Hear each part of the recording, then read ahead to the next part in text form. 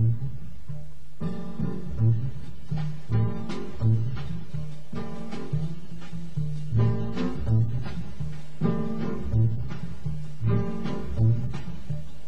Peru de Natal, de Mário de Andrade, parte 1. Nosso primeiro Natal de família, depois da morte do meu pai, acontecida 5 meses antes, foi de consequências decisivas para a felicidade familiar. Nós sempre fomos familiarmente felizes, nesse sentido muito abstrato de felicidade. Gente honesta, sem crimes, lar sem brigas internas, nem graves dificuldades econômicas, mas, devido principalmente à natureza cinzenta de meu pai, ser desprovido de qualquer lirismo, de uma exemplaridade incapaz, acolchoado no medíocre, sempre nos faltava aquele aproveitamento da vida, aquele gosto pelas coisas materiais, um bom vinho, uma estação de águas, aquisição de geladeira, coisa assim, sabe? Meu pai fora de um bom errado, quase dramático, o puro sangue dos desmancha-prazeres. Morreu meu pai, sentimos muito, etc. Quando chegamos às proximidades do Natal, eu já estava que não podia mais para afastar aquela memória obstruente do morto que parecia ter sistematizado para sempre a obrigação de uma lembrança dolorosa em cada gesto mínimo da família. Uma vez que eu sugeri à mamãe a ideia dela ir ver uma fita no cinema, o que resultou foram lágrimas. Onde se viu ir ao cinema de luto pesado?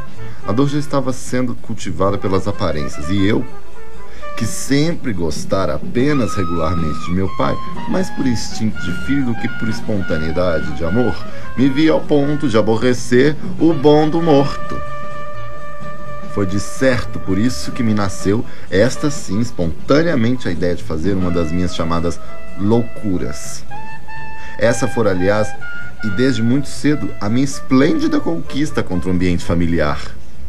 Desde cedinho, desde os tempos do ginásio, em que arranjava regularmente uma reprovação todos os anos, desde o beijo às escondidas numa prima aos 10 anos de idade, descoberto por tia velha, uma detestável de tia, e principalmente desde as lições que dei ou recebi, não sei, numa criada de parentes, eu consegui, no reformatório do lar e na vasta parentagem, a fama conciliatória de louco. É doido, coitado, falavam. Meus pais falavam com certa tristeza condescendente. O resto da parentagem, buscando exemplo para filhos e provavelmente com aquele prazer dos que convencem de alguma superioridade, não tinham doidos entre os filhos, pois foi o que me salvou essa fama. Fiz tudo o que a vida me apresentou e o meu ser exigia para realizar com integridade, e me deixaram fazer tudo, porque eu era doido, coitado.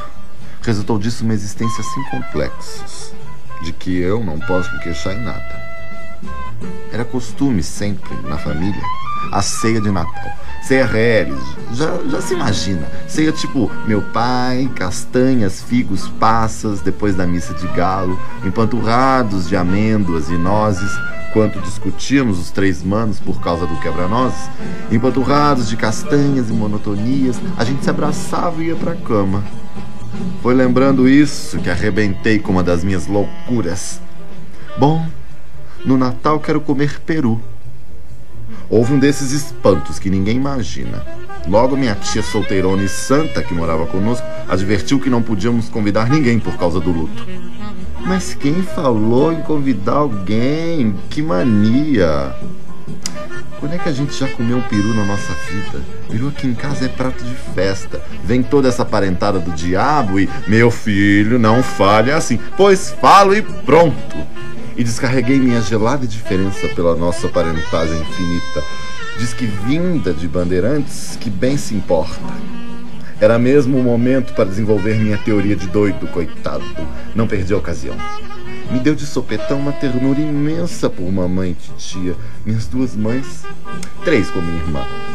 As 3 mães que sempre me divinizaram a vida. Era sempre aquilo. Vinha aniversário de alguém e só então fazia peru naquela casa.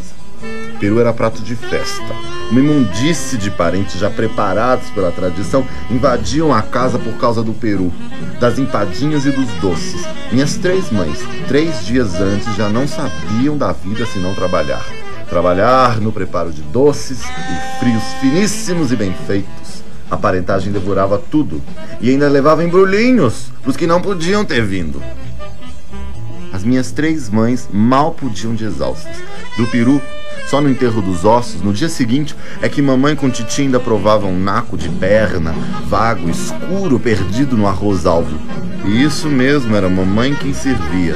Catava tudo pro velho e pros filhos. Na verdade, ninguém sabia de fato o que era o peru em nossa casa. Peru, resto de festa. Não se convidava ninguém. Era um peru para nós, 5 pessoas. E havia de ser com 2 farofas, a gorda com miúdos e a seca, douradinha, com bastante manteiga.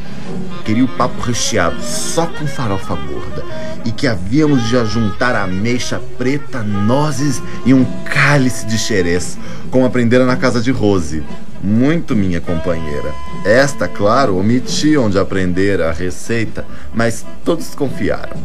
E ficaram logo naquele ar de incenso assoprado.